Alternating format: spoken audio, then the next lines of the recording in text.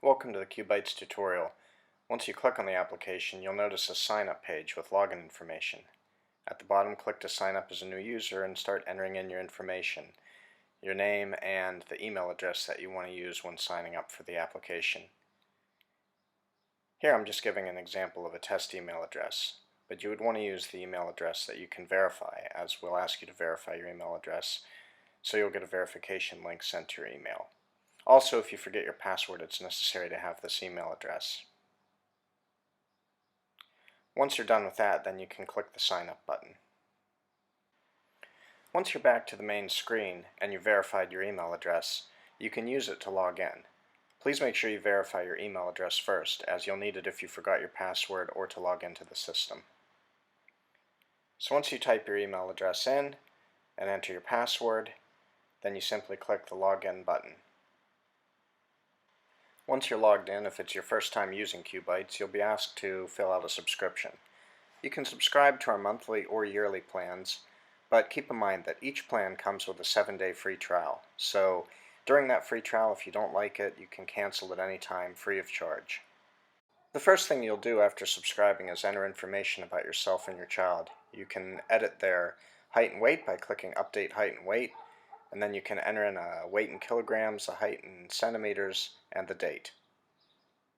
For entering information about your child, you click Edit Child, and you can enter in things such as allergies. We have the most common childhood allergies listed here, and you can enter other things such as the child's birthday, so that we know the appropriate meals to provide for your child in the meal plan based on their age. So everything is age appropriate. Once you're done, click in the upper right hand corner to save it. Next, on a daily basis, you'll be asked to enter in your breastfeeding and formula feeding amounts. If you're finished, just click that you're finished.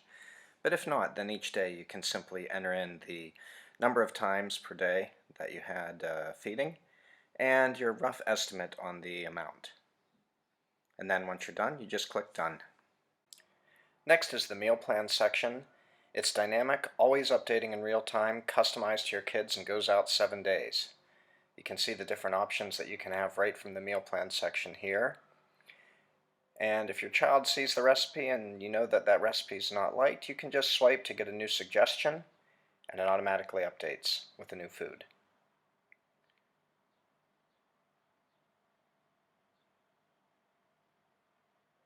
Next, you can replace a recipe. You can do a recipe search. It's very easy to find and search for a recipe. Here we're looking for eggs, so you can see at the bottom that we have scrambled eggs, so you can tap on the scrambled eggs. It appears into the meal plan. And once back in the meal plan, then you can check functions like the cookbook by tapping the green cookbook button. You click on a recipe to add to a cookbook, you click the star, then tap on the cookbook button again, and you can swipe down and see the recipe that you added. Clicking on it, and you can see that the star is selected. To share a recipe, you click on the share functionality, and then you have numerous options. We'll try WhatsApp here, but you can also share on Facebook, email, anything like that. Wait for the image to load and type a message and send to your friends. Next up is the section on the meal plan that displays the previous foods. The middle tab displays previous foods that are not yet consumed or marked as consumed, and the history, the 7-day history, shows all the foods consumed over the last 7 days by your child. To mark a food consumed, you simply swipe to the right, click on the amount consumed. You can see you can have some, most, all, about, half, and then once you've consumed all the foods, at the end, finally, you'll notice that there are no meals left, and that orange banner at the top indicating that you have previous foods goes away. When you're replacing a recipe with another recipe, a search bar will come up, and you can type in some search keywords to look for recipes, in this case ones with carrots. You mark that you want to have that recipe. You can check the recipe out. You notice that the picture will load, it has the ingredients, has the directions for that recipe, the recipe source, and then you can click on the recipe, add it to cookbook as you like, which we've done before, go back, and then you can mark this recipe as consumed as well. Once you've consumed all the foods, then a diet assessment will be available. So you can click on the assessment tab, see your values from yesterday in terms of diet adequacy and diet diversity. You can check on weekly values for this week and last week. You can click on the question marks to get a detailed description of what all these assessments mean. or you can click on the height and growth charts themselves. You can see this is just some example data here for height and weight. The charts will load up. You can also update the height and weight from this tab. We used to be able to do that from the Parent tab. You can still do that from the Family tab if you like, but you can also do it from the Assessment tab. We like to make things easier. So you can see here we're just entering another date for height and weight measurement. You enter in the values in kilograms for the weight, centimeters for the height. You can see we're scrolling through.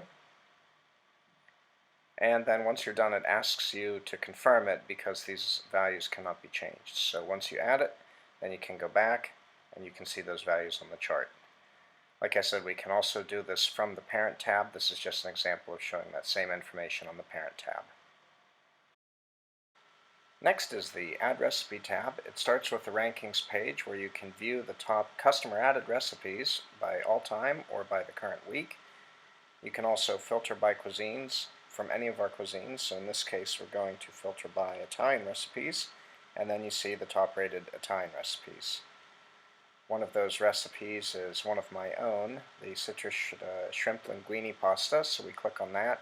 You can view the details of the recipe, its health status, directions, and recipe source.